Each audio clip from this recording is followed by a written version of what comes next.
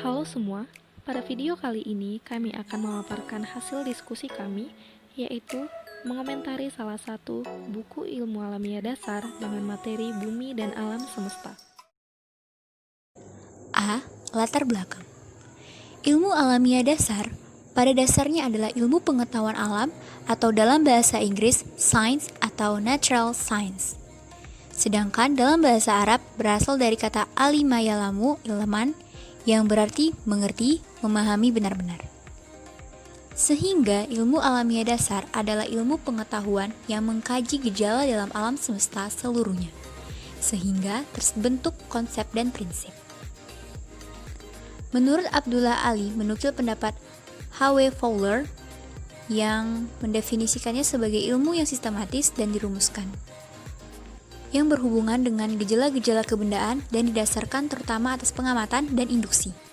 Sehingga ilmu alamiah atau ilmu pengetahuan alam merupakan suatu ilmu teoritis, tetapi teori tersebut didasarkan atas pengamatan, percobaan-percobaan terhadap gejala-gejala alam. Jadi, ilmu alamiah dasar adalah ilmu yang mempelajari tentang alam dan segala isinya, yaitu dengan pengetahuan teoritis yang diperoleh dengan cara yang khusus, yaitu observasi, eksperimen, penyimpulan, penyusunan, teori, dan seterusnya, sehingga identik dengan ilmu yang diperoleh melalui metode ilmiah.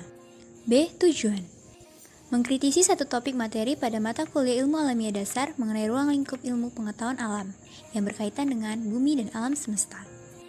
C. Manfaat: menambah wawasan tentang ilmu alamiah dasar khususnya pada ruang lingkup ilmu pengetahuan, untuk mengetahui metode dan teori mengenai ruang lingkup ilmu pengetahuan, dan agar lebih dapat menguasai materi pada ilmu alamiah dasar. D. Identitas buku: judul Pengantar Ilmu Alamiah Dasar atau IAD. Pengarang Ati Harmoni, penerbit Gunadarma, Kota Terbit Jakarta, tahun terbit 1992. Baiklah, pembahasan yang pertama adalah alam semesta. Alam semesta yang kita ketahui begitu luas cakupannya, terdiri dari dua bagian, yaitu mikrokosmos dan makrokosmos. Mikrokosmos sendiri adalah benda-benda yang berukuran sangat kecil, contohnya adalah sel. Sedangkan makrokosmos adalah benda-benda yang berukuran sangat besar, contohnya planet, bintang, galaksi, dan sebagainya.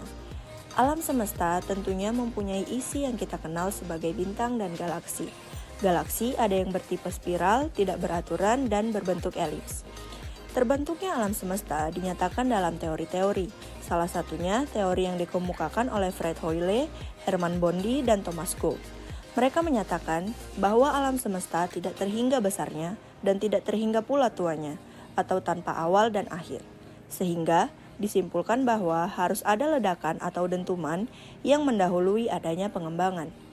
Kemudian, muncullah teori Big Bang yang berasumsi bahwa ada massa yang sangat besar dan mempunyai massa jenis yang sangat besar. Dengan adanya reaksi inti, maka meledaklah dengan hebat. B. Sistem tata surya. Sistem tata surya adalah sistem di mana planet, satelit, asteroid, dan meteor bergerak mengelilingi matahari, atau matahari sebagai pusat peredaran. Semua benda-benda yang mengelilingi matahari tersebut bergerak karena adanya pengaruh dari gravitasi matahari itu sendiri. Matahari adalah salah satu jenis bintang karena matahari termasuk benda langit yang dapat menghasilkan cahayanya sendiri. Menurut para ahli, suhu pada permukaan matahari mencapai 6.000 derajat Celcius dan suhu pada inti matahari mencapai 25 juta derajat Celcius.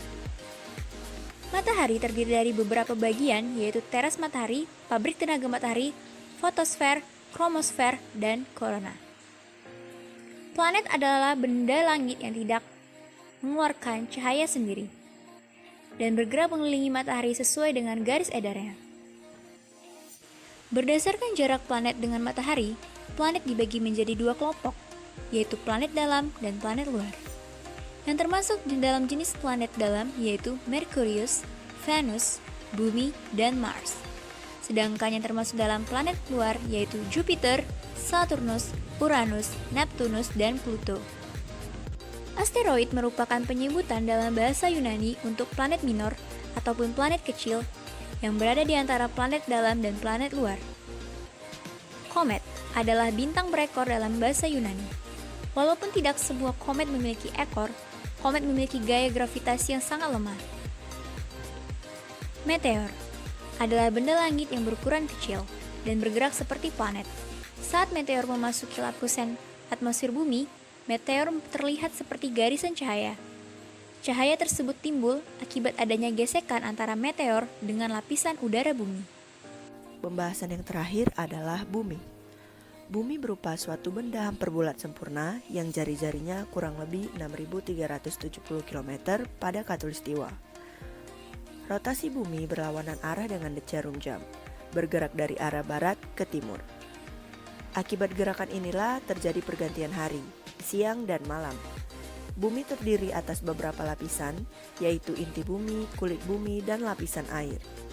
Adapun beberapa teori yang mengemukakan tentang terjadinya bumi yaitu teori Cantor-Laplace atau hipotesis kabut dari Cantor-Laplace, teori Chamberlain dan Moulton yang terkenal dengan nama teori planetesimal, teori Jian dan Jeffreys, dan teori Alfred Wegener atau continental drift. Selanjutnya, kita akan membahas mengenai kelebihan dan kekurangan dari buku ini. Kelebihannya yaitu pada bab 4 buku ini menjelaskan mengenai bumi dan alam semesta, yaitu alam semesta, tata surya, dan bumi. Menurut kelompok kami, penulis sudah sangat jelas memaparkan materi-materi tersebut, mulai dari informasi-informasi yang valid seperti adanya pendapat-pendapat dari para ahli, bahasa yang mudah dipahami, dan penyertaan gambar ilustrasi yang dapat memudahkan pembaca dalam memahami isi buku. Keunggulan lainnya dari buku ini yaitu pada tiap bab disediakan soal-soal untuk lebih melatih pembaca dalam mengerti isi daripada buku ini. Kekurangannya, menurut kelompok kami, sedikit sulit menemukan kekurangan dari buku ini, mengingat buku ini sudah sangat baik dan cocok digunakan sebagai bahan ajar untuk mahasiswa. Namun, dari segi kelengkapan identitas, buku ini tidak menyertakan tahun dan kota terbit, sehingga terjadi sedikit kesulitan pada saat penyusunan daftar pustaka. Kesimpulannya adalah, materi pada bab 4 di buku ini membahas dengan jelas tentang alam semesta, sistem tata surya, dan bumi. Penulis juga menambahkan pendapat para ahli, serta fakta-fakta yang membuat pembaca mendapatkan ilmu yang lebih dalam lagi. Disertakannya soal-soal di setiap akhir pembahasan juga akan membantu pembaca mengevaluasi pengetahuan, tetapi akan lebih baik lagi jika bahasa yang digunakan lebih efektif.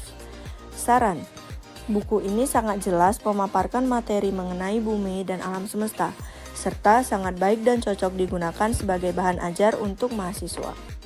Demikianlah pemaparan materi dari kelompok 4 mengenai bumi dan alam semesta. Apabila ada kesalahan kata, mohon dimaafkan. Terima kasih.